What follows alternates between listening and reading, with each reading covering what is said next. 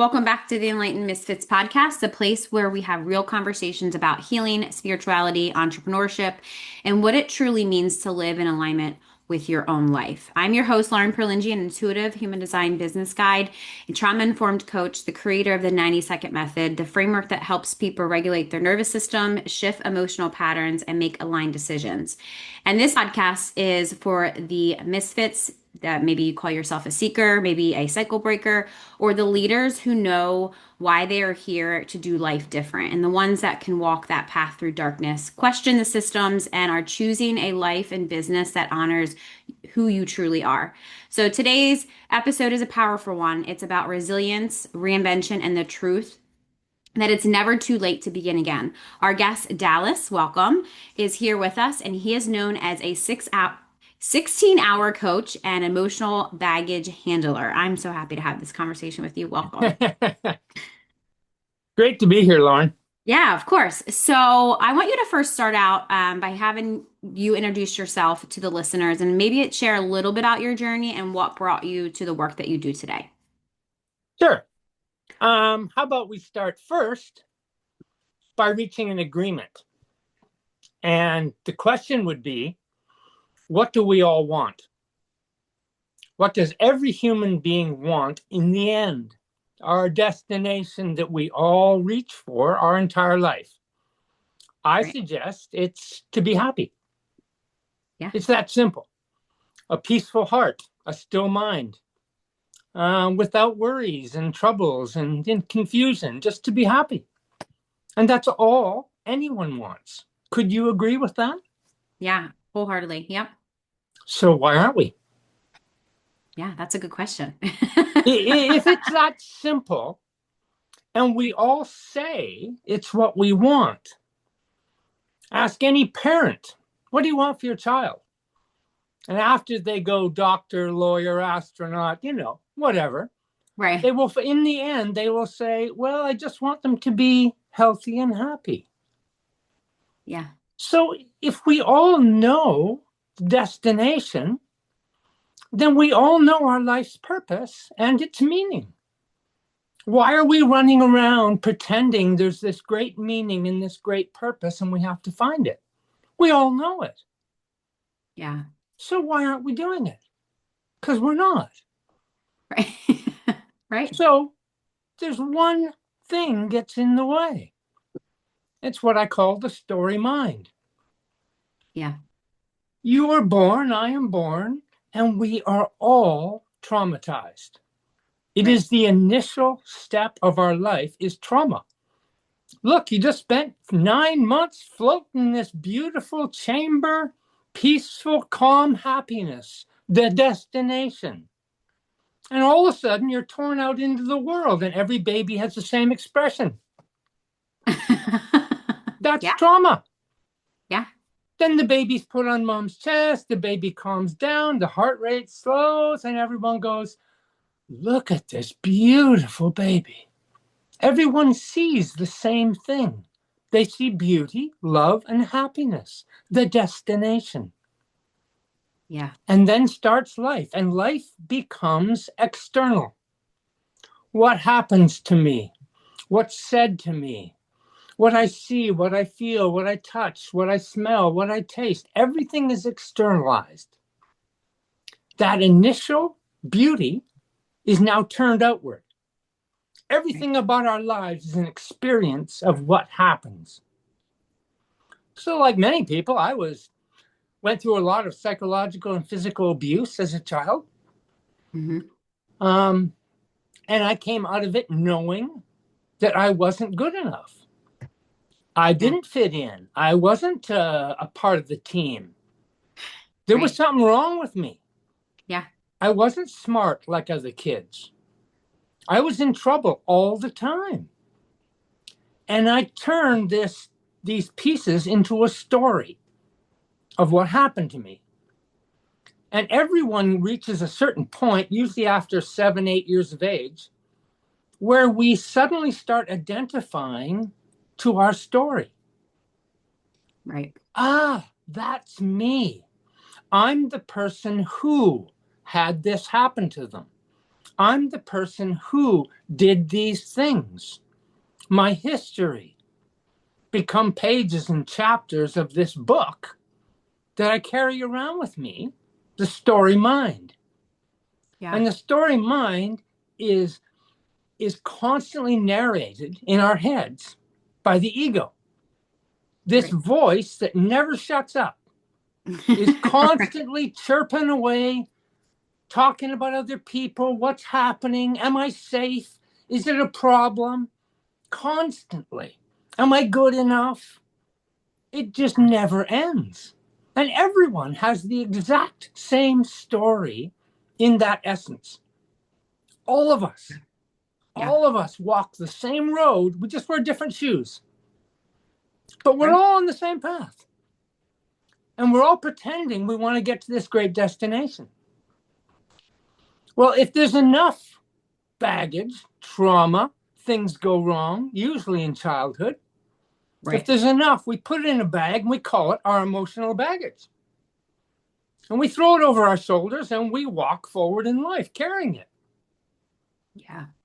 Mine was bad enough that, well, we all come to the same first addiction. Right. Everybody. And that addiction is blame. Yeah. We all get to a point where we go, I'm screwed up, but it's their fault. I'm having a hard time, but it's that person over there. I'm unlucky.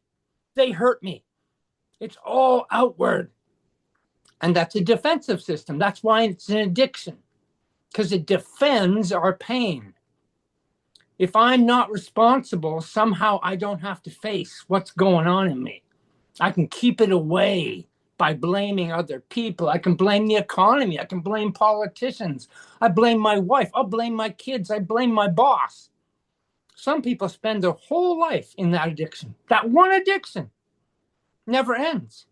I know old people still blaming, constantly wagging their finger at everybody else because they can never come to themselves. Because we externalize life. We've taken that beautiful baby that was just beauty, love, and happiness Right. and turned everything out into this crazy world that who could ever not be traumatized by it? Who cannot be overwhelmed emotionally, which is what trauma is. Right. It goes past our nervous system's ability to grasp it and be rational and just say, no, it's just that. It goes over an edge. And we Right. become emotionally so charged, we can't comprehend what's happening to us. So it becomes a nightmare scenario. And we remember that and we hold it tight. Well, mine was bad enough. My next addiction was alcohol. Mm-hmm. Then I added cocaine. Then I found a partner who was equally hurt, angry, blaming, upset, and addicted. And of course, that's the person you choose for your wife. It's the perfect choice, isn't it? Why? Because Yeah. we're in the same tribe. Yeah. We're in the exact same tribe. We fit. Of course, we run around with a mirror and we look for the person who reflects ourselves back. Right. And we go, I'm safe. I'm with one of me. I'm in Yeah. love with me. And that's what we do with the other person. Yeah. So, of course, it's a train wreck. We have a house. We have two beautiful children, vacations, cars. We own a business together. We're successful. To the outside world, Yeah. they're just normal people. But look out, your neighbor under the roof. It might be hell. It wasn't my house. A complete train wreck. And then I get lucky. I carried that trauma and pain and anger and frustration and addiction and hurting myself and everybody around me for 60 years. 60 years of that. And finally, I get lucky. In a 12-month period, inside a pandemic, I wake up one morning with cancer. Fantastic. The beginning of what I call the bonfire. Yeah. Because my life's about to burn down. I don't know that then, but so in the first 6 months of that year, I go through diagnosis, surgery, treatment. I arrive home on Christmas Eve. And in the next 6 months, separate from my life, my wife, lose my house, my business, my family. And I end up 12 months to the day alone, broken, alcoholic, and suicidal. The greatest year of my life. Absolutely, when I look back now, the greatest year of my life. Saved my entire life. I would never have changed if that didn't happen, if I wasn't interrupted. Right. Now, that interruption didn't work at that moment because I went straight to the bottle. Because look at all the pain, look at all the rubble, look at the burning carcass behind me.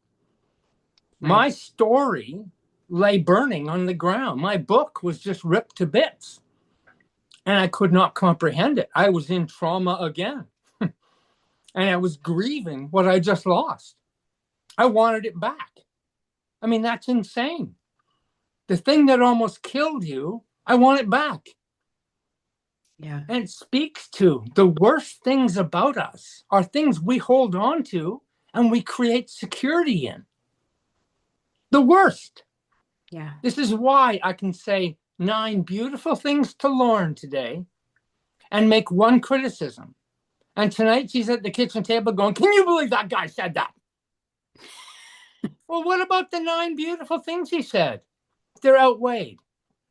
Right. And that is our natural attachment to fear and insecurity laid in us at birth. Right. This is a crazy, fearful world. And am I secure? Is it safe? Is the constant question of every human being. This is why trauma attaches so easily, because it questions your fear and insecurity. Are you safe? Are you connected? Are you loved? Are you accepted? This is all the ground we walk in our entire lives. We walk into a room with other people and the little chattering voices going, am I looking okay? What do they think of me? Are they looking at me? Am I all right here? It's constant. The most confident people have that voice. They might not admit it to you, but they all do. Everyone does. It is the most natural position human beings have, is this tentative worry. So what happens? Well, I start to drop the bottle. I finally realize I've got to put this bottle down.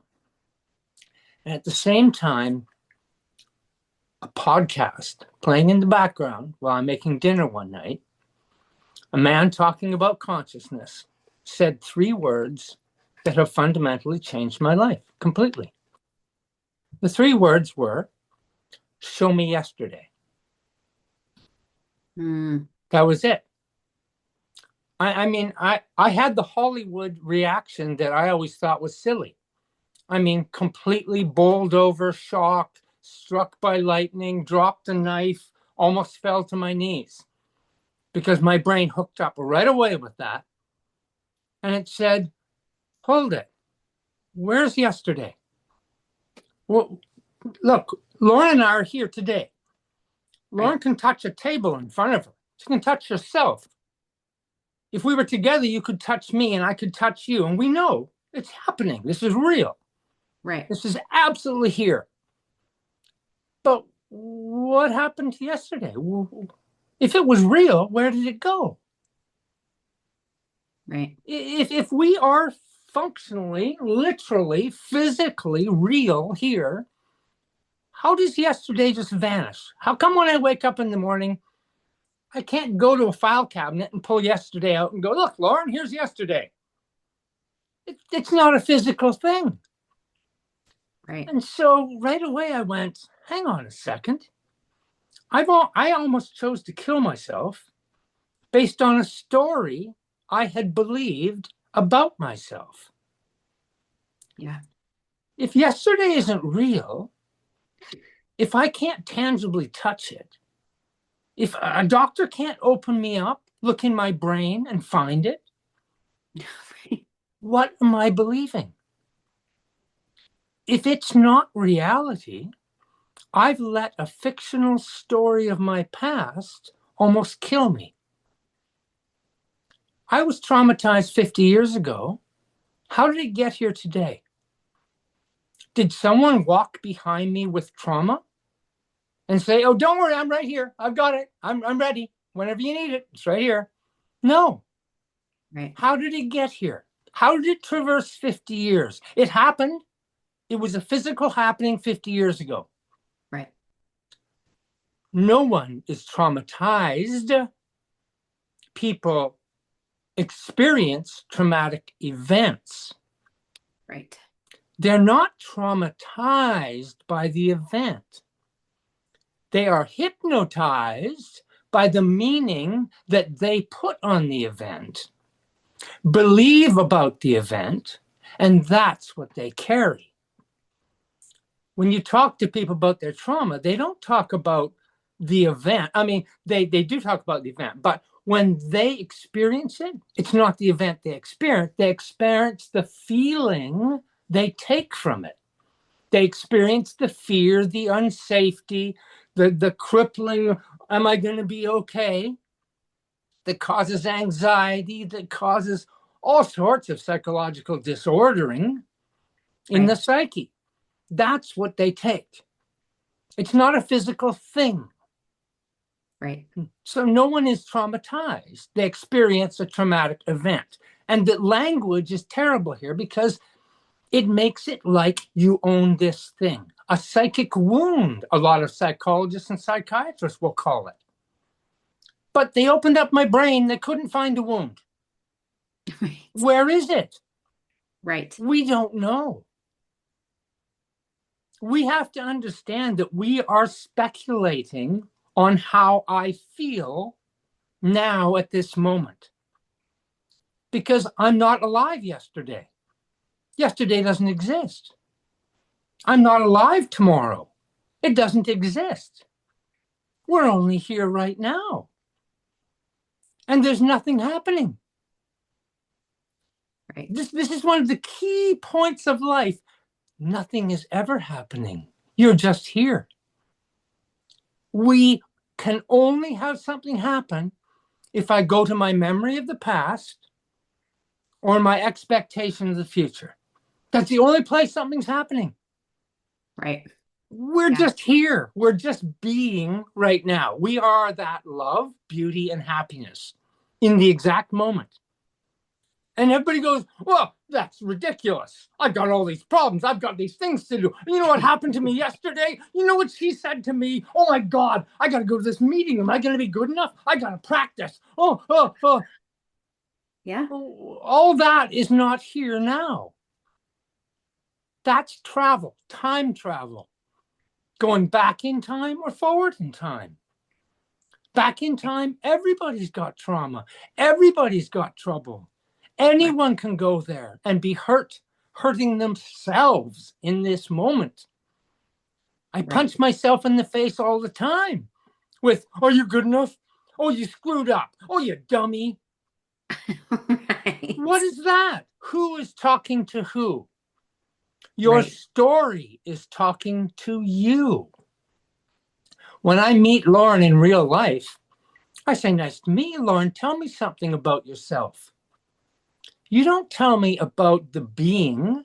You don't tell me about the beauty, love, and happiness of that baby. You tell me about a story about a person named Lauren. So who are you talking about? We all talk about our story, not us.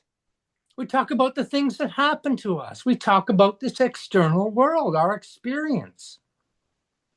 But that experience is mediated through one thing, meaning that we create or that we accept by people around us telling us, this is what this means.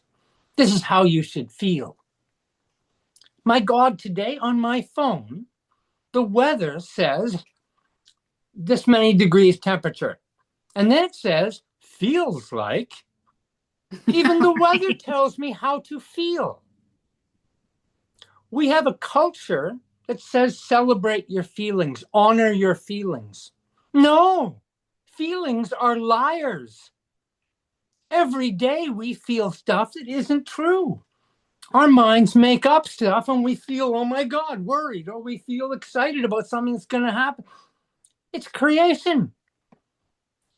We are so consumed with the external, with the past, with the future, that we live in feeling, emotional activity. Right. And yet, whenever you have a 90-second formula, what is it doing? It's bringing people's attention to right here, right now. And what happens when you do that? The nervous system calms down because it's not in the storm of the story mind. It's in reality, which is outside of any story. We don't need an identity. We don't need a story because we are the beautiful, loving, happy beings all the time. It's just veiled behind this drama, this Netflix series that goes on, and we have to tune in to every episode, even though we know the outcome. Right. Our ego knows, this is the guy's going to lose. The guy's going to win. The girl's going to. We know this in advance every time we watch the show. Yeah. But still, it's there going, oh no, you got to look at the car wreck. You got to look at it. Why? Because it attaches us to this drama, this storm that is insecure, fearful all the time. And so we wonder why we have all these disorders. Life is a spectrum. Neurodivergence is a spectrum. Everyone is neurodivergent. Right. Trauma is a spectrum. Everyone is traumatized. Some people real heavy, debilitating trauma. Some people light. They've just tucked it away in a box in the back room and they don't go look in the box. Right. But everybody's got it. Right. So attention is a spectrum. Some people can't hold their attention. They're on a spectrum. That's all. Some people are great at, and that's why kids are fabulous at school, learn everything, get A's. They have fabulous attention ability. I had no attention. They called it ADHD, and I was dyslexic, and, pile them on, OCD. I'm on the spectrum of autism. I mean, so is everyone. Right. But we have this psychology, especially as a profession, that needs to put everything in boxes and give you a badge and say, you are this. It's a lie. No one is this. Everyone is everything. Right. All the time. That is the storm. We are all. Now, you can be predominantly something, and that affects your life in a certain way. Right. But don't forget, everyone is a part of that. We are never alone in this because we're all the same. And this singular pulling you out as a special, one of a kind, you are this damaged or broken or hurt person. You have to take these steps to fix your broken part, is a tragedy to put on people. Right. Because we are believing stories every day. Our story is changing. We're grabbing the next story, deciding if we believe it. Our life is based in this. And yet we all step out often. You wake up one morning, you get your coffee, you look out the window, and there's this incredible sunrise. And all you do is go, wow. What is that empty moment? That's beauty, love, happiness. Right. No meaning. You are just there. Yeah. And then people go, oh, I wonder if it's going to be a nice day. Oh, I wonder if it's going to rain. Oh, you know what? I should look, but I got to check my calendar. What happened? The ego went, whoa, you can't be silent and happy. The story has to show up. The chatter has to start. I need to keep you believing your story. If you didn't believe your story, you wouldn't need me, your ego, the chatterbox. Yeah. I would have no job if you believed you weren't your story. Yeah. So I have to keep you here. And we all are kept here. And the world keeps us here. There is a collective story in the world made up of all us people together, believing a big story. There's a big one going on right now where people kill each other. Yep. Why do they kill each other? Because each of them is afraid and insecure, just like the baby that came out of the womb. They're afraid, and so they're lashing out. I saw 3 boys in a sandbox, 6-year-olds, playing with trucks and cars. They started fighting over whose car was whose, and they started throwing things and getting upset. You think that's different than a world leader over here and a world leader over here? It's the exact same thing being played out. It's the Right. exact same story revolving round and round, and we buy into it. Right. We're happy, loving, beautiful beings, but we killed 100 million of our brothers and sisters in the last 100 years. Right. The story is clinically insanity, and we all live in it. I'm no different. We all live in it. We all have this voice. Yeah. We need to take ourselves out of that voice. So how do we do that? This is the difficulty. And for me, when I got Show Me Yesterday and realized the past wasn't true, when I finally believed that deeply, that the past isn't true, my Right. past dissolved. My trauma dissolved. My worries and fears just began to vanish. It took about 3 or 4 months of me rolling this in my head. Show me yesterday. Where is it? What have I been holding on to? What does it mean? How real is this? Who am I? Am I this story? I kept saying this over, and pretty soon it just started to vanish. It doesn't hold water. My Right. rational brain showed me this evidence isn't real. It just doesn't stand up to scrutiny. It only stands up to belief. I have to believe it and carry it and replay it and record it, sit down in my theater, watch my movie of my story. I have to continually be the actor, be in the script. If I stop, the movie begins to vanish. The Right. house lights come on and it's a blank screen. Where did the movie go? You're right. Memories aren't real. We've been taught they are. No one has a memory. I don't believe anyone has a memory. What they have is an ability to re-memory, to reimagine past events, recreate images and feelings in their mind, and they only do it now.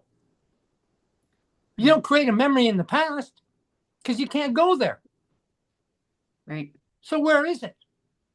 We've opened up brains. We can't find memory. Neurologists say, well, memory spread throughout the brain, different areas, some more predominant. Really? Really? There's no evidence. We've got doctors telling people that their brain chemical balance is off, and this causes some disorder. Yeah. We don't know how to measure brain chemicals. Where are they getting this stuff? We know what the chemicals are, but we Right. don't know their balance. We don't know how to measure them. We don't have the technology. And we've got doctors telling millions of people they've got a brain chemical imbalance. Right. It doesn't exist. Right. We make this stuff up and we believe it. And when you believe it, it's true. We are placebos. When we believe a herb works and makes us feel better, guess what? We feel better. When we think a thought hurts us and we feel worse, guess what? We feel worse. It's no different. So all my work has come to what I call a 16-hour coach. Because what changed my life was to say, if yesterday doesn't exist, if tomorrow is just a predictive, imagined future, it doesn't exist either. Right. What exists? Well, I can hug you if I'm with you right now. We exist. When Right. do we exist? Well, I sleep for about 8 hours, so I'm up for about 16 hours. So I exist for 16 hours because that's my day. Right. Tomorrow morning, this day will be gone. I can't exist here. I will only ever be in 16 hours. So we only live one day. Ever. You're never going to live tomorrow or yesterday. You don't live in 10 years. That's planning and goals and all that stuff. That's fantasy. Right. And Dreams. you Yeah. don't live 10 years ago when you were in this car accident. It's here now. You can't go anywhere else. So I only have to take care of 16 hours and my whole life is taken care of. Well, yeah, and you do it already. What do you mean I do it? I don't take care of my life in 16. Well, sure you do. Right. You get up this morning, you get dressed, you get yourself coffee or whatever. Maybe you make breakfast. Maybe you get the kids ready and off to school. Maybe you get out and into your car and go to work, or you go to catch a bus. You do your job. You get paid. You buy groceries. Maybe you do some banking. Maybe you get gas for the car. You come home. You have phone calls. You talk to people. Your kids arrive home. You look after them. You live your life in one day, every day. Right. That's all you ever do. It's tiny. We have tiny little lives, and we've convinced we're in this huge world of drama. But look at your day. It is never dramatic. It's the most simple, easy living, and everyone does, even in poverty, even in pain and suffering. They have this one day, and what do? They make it work. They wouldn't be waking up tomorrow morning if they didn't. Everyone does. Yes, it's a spectrum, but we all do it. So I just sat down and said to myself, okay, you need a healthier life. Could you spend 30 minutes today and go for a walk just to feel a little better, get some air? Yeah, I could probably put 30 minutes aside in 16 hours and do that. Okay, great. Could you, when you go to the refrigerator, could you decide to pick some good food instead of some junk food? Just for one day. You only have to do it for one day. One day. Could I do that? Could I lay off the Doritos and the Coke for one day? Yeah, I can do it for one day. Okay, I'll do it. One day, I can do it. Yeah. Fabulous. Could you phone somebody you love and tell them you love them and ask them if they need anything? Just look into them? I mean, yeah, I could do that. Okay. This is how simple life can be. Right. Break it down. It's tiny. For one day, I cannot think about yesterday. With practice, it takes practice because that voice is there to bring you out of it. Right. Why do people have a hard time with meditation? Because they're trying to get themselves out of their story. They're trying to get quiet in their mind. But there's a chatterbox in my mind. And that chatterbox gets really upset. And what happens? People start to fidget and squirm and when they're trying to be quiet. Because the chatterbox is making your body feel tense and stressed. When you hold traumatic thoughts in your mind, where are they expressed? In the body. That's why we call the body holds trauma. I say no, body doesn't hold trauma. The body expresses trauma. My body expressed trauma and became cancer. Right. A friend of mine's trauma is expressed, he's got heart disease. Another friend of mine is obese and expresses trauma by eating food to try and addictively medicate and keep the pain away. In a never-ending cycle where their body is now full of pain and injury. Yeah. Created by trauma. Nothing else. I believe. Belief is so powerful. I drank every day for 10 years at the same bar with a buddy of mine. 10 straight years, every day. I went down my crashed hole, burnt life destruction. He Mm-hmm. went into the streets. Fentanyl, he's one of those zombie guys bent over, homeless on the road. Last I saw him. Maybe 8 years go by, and just 2 years ago, I walk into a coffee shop, and who's sitting in the corner, book in hand and coffee, as normal is, Right. Yeah. is him. And I'm Wow. just stunned. Stunned. I thought he was dead. He thought the same of me. Yeah. And I sit down and I go, oh my God, what's happened? What Yeah. has gone on? And he said, well, I don't really remember much about the street. I mean, that was, as it is for alcoholics and drug addicts, you can never really recall. You Right. recall the accidents, the destructive moments, because they're traumatic as well, but you can't really tell someone what life is like. Right. It's hard to explain. Anyway, he said that a guy kept walking by every day talking about God and love and acceptance, and it slowly started playing on him, and he started thinking about it. And then he started talking to the guy, and then he went to a meeting with the guy, and then he got into this community, and he started believing. His story started to change. His addiction went away. Over time, his traumatic constant chatter went away, or at least was turned down to 1 from 11. Right. Right. So we talked together, and he would say, fundamentally, well, Jesus saved me. And we've heard this story a million times. People will say, Jesus saved me. What really happened? Jesus has never saved anyone. You have never been traumatized. We believe stories. He began to believe a better story. Jesus and love and his church and community was a far better, healthier story than the one he was believing. Right. And so now in his new story, he was a much more normal, happy individual. So we have to fundamentally see what happens. That we all believe stories. We have a fundamental creation story of our own. My Big Bang, my birth, the things that happened to me as a child becomes the foundational story that will never go away. I'm not trying to pretend that your entire past will be gone.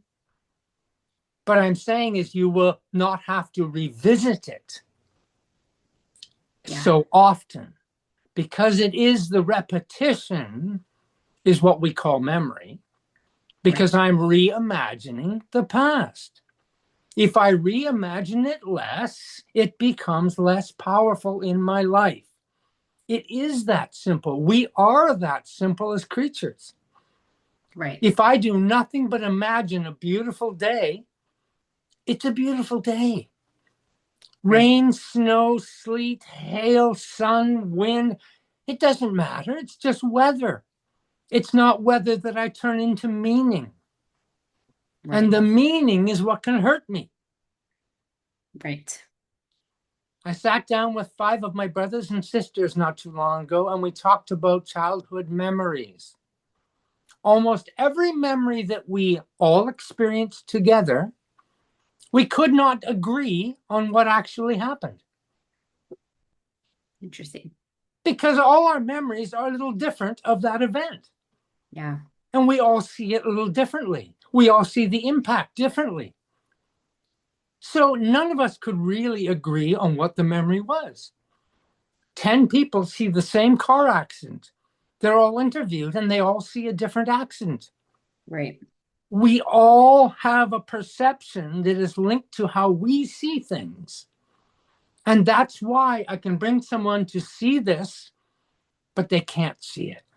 Because their belief, their perception is so strong, they cannot believe that what they know is true, that belief, could be swayed.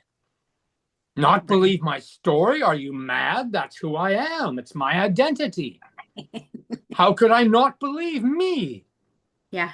Because it's not me. We've got a personal development industry that says what? Believe in yourself.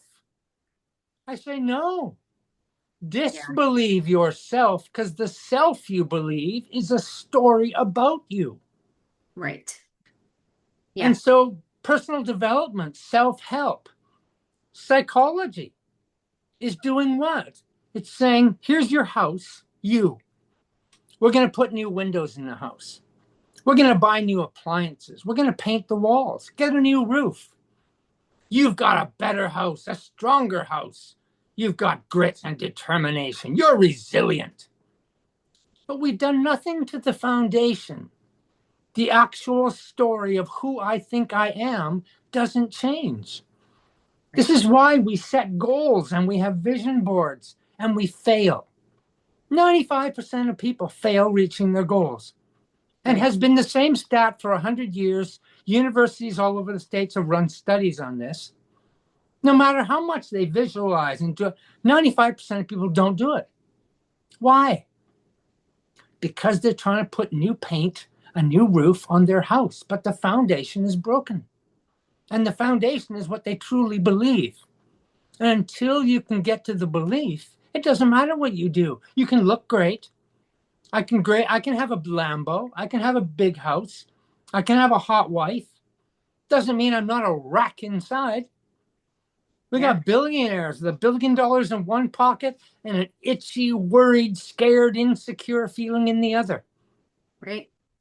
They're running the world into the ground half the time because of their fear and insecurity. And yet we have this dream idea in the Netflix series that, oh, I aspire to become, to grow, to achieve, to get somewhere. Where are you getting to? Look into the baby's face. That's where you are. My mother died last year. 2 hours before she died, I looked down into her face. My brothers and sisters saw struggle, end of life, pain, suffering. She would reach out her arms and they'd go see she's fighting for her life. And I said, no, she's not. I looked at her and I saw the baby's face. I saw beauty. I saw love. I saw a life well lived. She's reaching out. Yeah, of course she is. We all are. To one another, to life. How do we decide to see things? What are we waiting for? I was at a funeral and somebody said, 3 or 4 people, rest in peace. And I thought, what, you want to wait till you die to rest in peace? I never really understood that saying either. Yeah, it's so weird. Yeah. Why wouldn't we rest in peace right now? Right. What are you waiting for? Right. This is the destination. Almost every elderly person you'll ever speak to, as they get into the final 5 years or so of their life, will say the same things. All those things I thought were so important yesterday just aren't very important. All that stuff I worked for, it just doesn't mean that much anymore. Right. They become this small that we are. I just want to be happy. We have to hold that in 16 hours. You only have to be happy for 16 hours. And that's your whole life. And if this episode is bringing something up for you, especially around relationships, people pleasing, overgiving, emotional triggers, or repeating the same patterns, I want you to grab my ebook. This ebook will help you start seeing the subconscious patterns that have been running your life, your relationships, and your reactions, so that you can finally release what no longer feels aligned. It's not about blaming yourself. It's about understanding yourself, regulating your nervous system, and choosing different from a place of self-trust. If you're ready to stop repeating the same cycles and come back home to yourself, grab my ebook. The link is below in the show notes. because Yeah. you get a do-over. You wake up tomorrow morning, guess what? You get a do-over. Right. You get the gift of a Yeah. day, 16 hours to make it great. You get 16 hours to do it right, to show someone you love them, to not get angry, to stay out of debates and fights and arguments for just 16 hours. Who can't do it? Yeah. So that's it. Yeah. And I love the way that you had said about like what are you thinking and like what is it for? And I think that's especially the people that maybe live in survival mode after trauma or loss. I think that's like incredibly difficult even to imagine like a new future. Yes. If you're just and like the way I'm like in the conversation, I'm like, oh my God. I'm pulling out like in my mind, I'm pulling out like stories of like when you're saying stuff. And Of course. I've been really focused on my ego story of like Yeah. just being aware of like just when people are talking or if I'm like with just friends or if I'm like in a session with a client of like being really focused on the actual story and how to detach that from the actual emotion because like you said it's always the stories that we have and I think it's really powerful when you can actually separate it and be like okay I can be in the moment. That's the hardest part. And I think that we do is have moments. Like that's all we have is this moment. So when people are talking about, oh, the future, my mom's talking about, I'm like, whoa, whoa, whoa. Like, why don't we just stay here? Because that's what we have. And I think that that is really powerful, especially when you say, maybe we have different hours, depending on how much you sleep, but like you only really have 16 hours Yeah. or however many Yeah. hours you have during the day, like however that fit that to be your life, like however that is for you. But I think that like you describing like moving from that survival into like rebuilding your life again, I think is the most powerful thing, especially because you've talked a lot about failure and like your experience with it. And I think that, your relationship with failure seems to have changed over time. And it's like, you didn't start here. And like you said in the beginning of our conversation about it being a process. And I think Oh, that yeah. you know, your story is definitely a testament to like resilience and reinventing. Like if you're saying you're 60 years old and these people that are 20 and 30 right now, or even 40 or 50 or whatever, they're like, oh, I can't, what's the use? I can't start over. I mean, you're a living example right now that, if you're watching this over on YouTube, he's alive right now. and and here's a reality in what you just said there. Time. Mhm. We believe in time. I don't believe in time. I believe in a space that I call 16 hours. But time is yesterday. Time is traveling a distance. If I go back in time, I remember when this is time travel. Okay. Yeah. When I get there, when I reach this goal, I have a 5-year plan. This is time stretching out in front of us.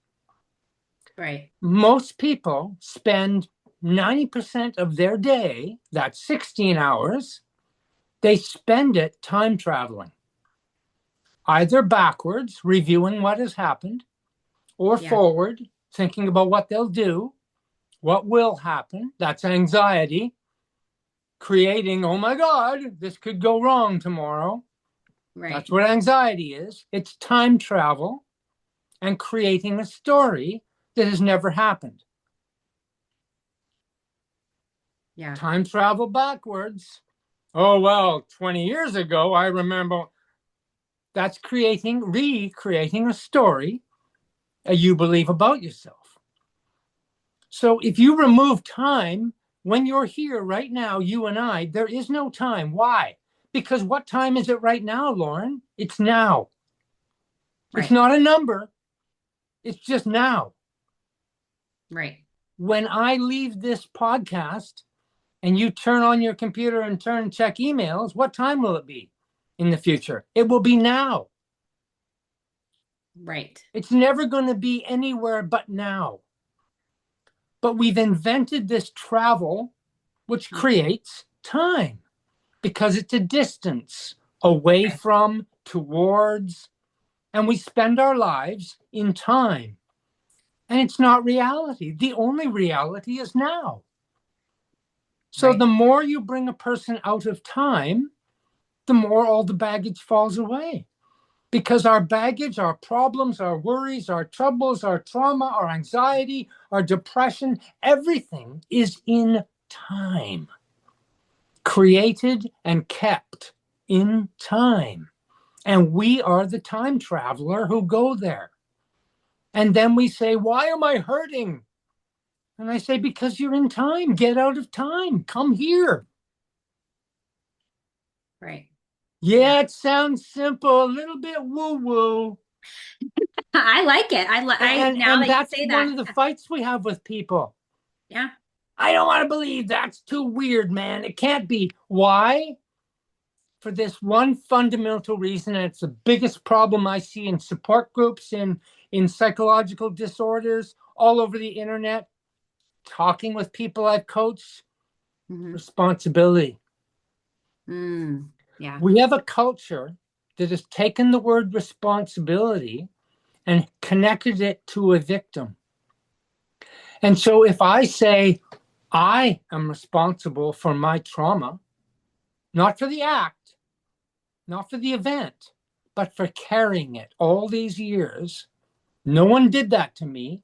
No one forced me. I am responsible. And I'll have people in trauma discussion go, you're blaming the victim. Instantly turn it around as an attack and triggering. Yeah.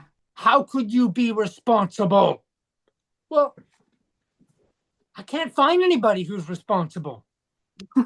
I've looked everywhere. Yeah. And I'll say, I'm responsible because it's a thought in my mind. It's not all in my head. What do you mean? I said, well, okay, is trauma in your foot? Can you see trauma in your hand? Where is it located? Of course it's in our heads. Of course it's in our thoughts. Of course it's in our reimagining the pain and suffering constantly to the point that we are blinded in the belief, in the actual attachment, and it goes to the body, as we said, expressed. And I've got stomach issues. I've had them for years. A terrible back problem. Created by what? This stress and tension that I'm holding in my time traveling to it, expecting it tomorrow. I suffered 2 horrible bouts of depression in the year leading up to cancer. I now have the feeling, I now have the knowledge, self-knowledge, what I say, not what is. No one has what is. Only what we have experienced, what we take from it. I took that now that depression is a defensive mechanism of the nervous system. It shuts down and suppresses feeling.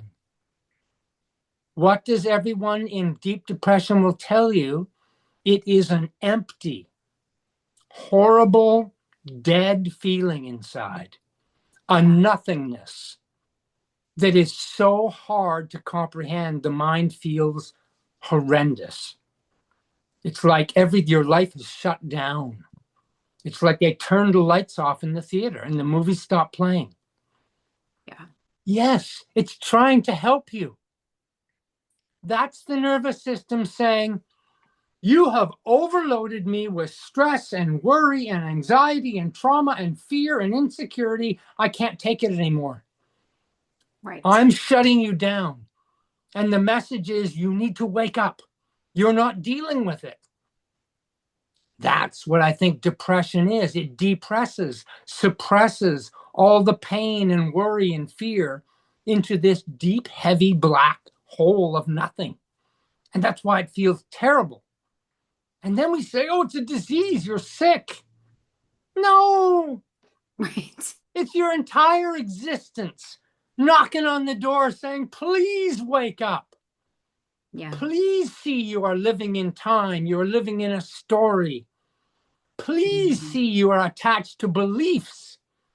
There is nothing real right here. It doesn't exist. We can only travel to it.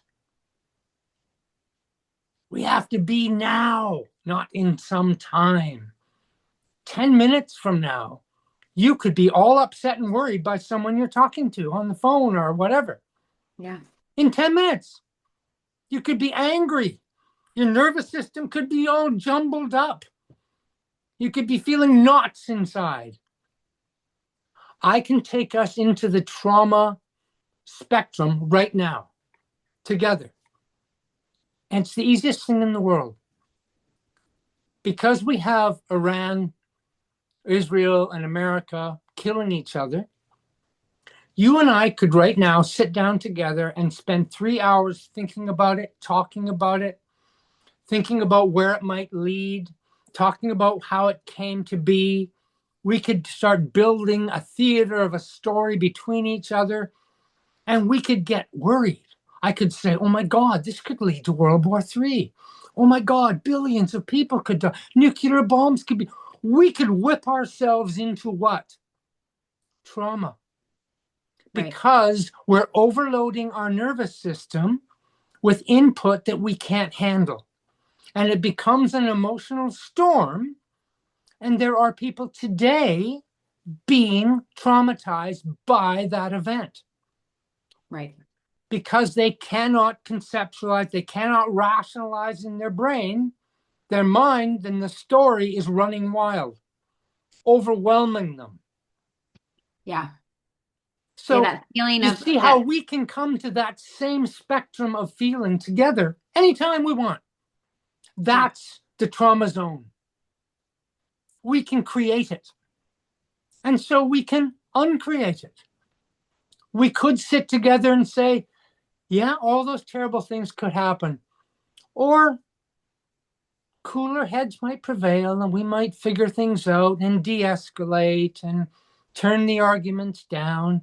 And maybe we'll create a better world because we're trying to learn from these interactions that get out of hand. And we could both turn that event into an uplifting feeling. The event didn't change. Right. We do. By what we believe, by the story we build around it. Yeah. This is all we're ever going to do.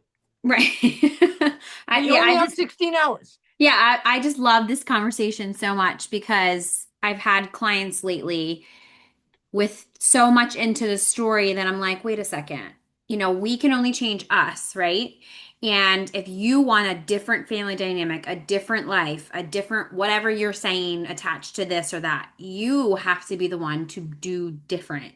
And it's like, it's to your point that you were just saying about, it could be this story and it can go this way, or it could be this story and it can go this way. And I think that majority of, society, the latter part of it, people,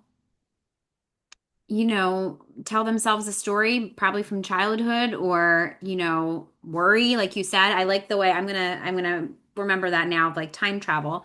All of us are time travelers. Doesn't mean you're not special if you're a time or all time travelers, but if you just stay in the now moment, I think that's really powerful too. Because to your point about that, people keep telling me, Lauren, you should write a book. And I'm like, write a book about what? Yeah, And I'm like, that will entail me to now that we all everything that we, I am writing a book, but me I too. I had a lot of resistance towards it because I don't want to relive anything that I have, you know, moved past, healed, grown from, learned. And I'm like, I don't, again, that's an ego story of mine that I was telling myself. And then I'm realizing Yeah, we don't have to live there. We just have to go yeah, back for data and that's it. We're we're not staying there, you know? And I think that that was like the shift of like what I was telling myself. And then my mentor had said, why don't you want to write a story or a book? And I'm like, because I don't want to relive any of that. And she goes, you don't have to, Lauren. Just go back, remember, and then come back to the now moment. And to the whole conversation, it's like more validating than I was like, you're right. I don't have to go back there. Yeah, I in think the it's beginning doing podcasts, I would have a hard time with, because they all start, well, tell us your story. And I mm, didn't want to retell my story in the beginning yeah, because it made me feel bad feelings. right. But once I realized my story isn't true, I can retell it as a Hollywood script. It's not Yeah, real, it's just a yeah, story. So I can be dispassionate, unattached. yeah, That story is about a person whose name is Dallas. It's not Dallas. It's yeah, just a story about him. So when it's detached, the story's fine because it doesn't have the meaning anymore. yeah. It's only that we keep attached to. And you said something really powerful a second ago, and everyone says it and nobody hears it. You said healing and not being there. Why do I think that's so powerful? Because there is no healing. No one heals, no one can heal. That traumatic event happened. It can never be changed. Mm, We don't heal from the event, we leave the story that we've carried about the event. So healing is actually leaving, putting the bag down, taking the garbage to the curb and saying, that was a story I had believed. I love I'm that. not healed. I left it. I Oh didn't yeah. heal my alcoholism. I stopped drinking. I Yeah. left it. There was no healing. I didn't recover something because I didn't want to recover the life I was. The life I was almost killed me. The Yeah. self I believed would almost destroyed me. I didn't heal those things or recover them. I put them away. I walked away and here I am and I'm safe and I'm whole and I'm just Right. fine because I'm not time traveling. I'm not going there and keeping those things real for me. Yeah. Amnesia is a wonderful thing. Yeah. And I think it's to that to wait, like letting go too. I think that, letting go when people talk about, just let it go. I think that that's also healing through the story too. Like you said, taking out the trash, putting it down. You're letting Yeah. go of that and you're Yes. moving. So yeah, thank you for that. I love that perspective. And I've learned so much. I'm like, we could sit here for 2 hours, three Oh, hours. yeah. We could Easy. actually, we could be 16 hours. And Oh, yeah. No okay, Lauren, problem. I gotta go to sleep now. Yeah. So tell Yeah. everybody where they can find you. Everybody knows. You're on the internet, Lauren. So am I. You think we can hide? You think I can't find you? You think you can't find me? dallascollis at gmail.com. That's the addresses we use. That's all that matters. I mean, anybody wants to reach out and talk, I'm there. I can message you and you message back. We're there. Keep it that simple. Yeah. I'm not here to pretend, oh, it's this seminar and this book and this life and blah, blah, blah. No, I'm just me and here's my name and here's my link online. Done. Yeah. Now, how about if they want to work with you, coach with you? Would they still, the best way to Is contact you is email? email and talk. Yep. Okay. So all we're doing is bringing people to 16 hours. Yeah. I You love know, that. your 90-second method is wonderful because it's doing the same thing. Yeah. We're all doing the same thing. We're trying to tell people to wake up and be here. Because when they're here, the nervous system goes, oh, there's nothing wrong. I'm fine. I'm safe. I'm whole. I Right. don't have to be freaking out. Yeah. I only freak out as a time traveler. Yes. That is, yes. If you didn't hear any, I hopefully you got so much wisdom from this episode, like I did. But if you did, stop being a time traveler. And if you have to be a time traveler, don't bring that stuff back here to your Yeah. now moment. That is that is like the mic drop Cliff Notes version. But if you want to check out his books, make sure you check out, if you're watching this, check out the description box and make sure you connect with him if you would just want to chat. I'll make sure his email is in the description box or show notes if you're listening to this. So again, Dallas, thank you so much for being here with us. Thanks for bringing all of your wisdom and sharing your powerful story of starting over and your resilience. And I feel like this is a reminder for all of us that, our hardest chapters don't have to be the end of our story. They actually can be the beginning of a new one. And I Thank you. want to thank you, Lauren, because the work you're doing putting podcast on is really incredibly important work because it brings a diversity of voices to other people. Yeah, So you are doing great work. Don't stop. I love that. Thank you for that. I received that. Thank you. Good. Well, everybody listening, thank you so much for being here with us. I hope you have an amazing rest of your week, and I will see you guys next week.